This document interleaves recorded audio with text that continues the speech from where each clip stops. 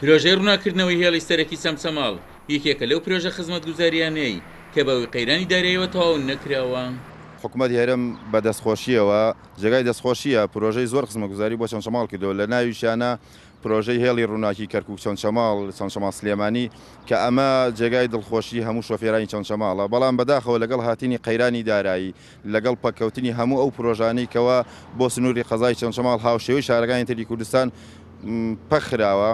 هێڵی ڕووناکی کەرکووک چەمچەماڵ ئێستا بەهۆی ئەوەی کەوا پرۆژەکە ناتەوە بە ناتەواوی ماوەتەوە ئەمە نیگەرانەیەکی زۆری لای شۆفێران دروست کردووە. داواکارین لە حکوومەتی هەرێمی کوردستان هیمەتێ بکات ئەو ئینارەی بین چەمچەماڵتەکێ تەواو بکاتیان ئینارەی کەرکووک چەمچەماڵ لەبەرەوەی شتێکی باشە ئەو نەبوونی ڕووناکیر نەبوونی ئینارە لەسەر ئەو شەقامە گشتیە بۆتەوەی کارەسات لەبەرەوەی جادەکە تاریکە بەڕاستی خۆی جادەی کەرکووک چەمچەماڵ تەکێ پێچاوپێکی زۆر تایە ئەمیش بەتەوەی نامەتی بۆ خەڵکی ئەم سنوورە.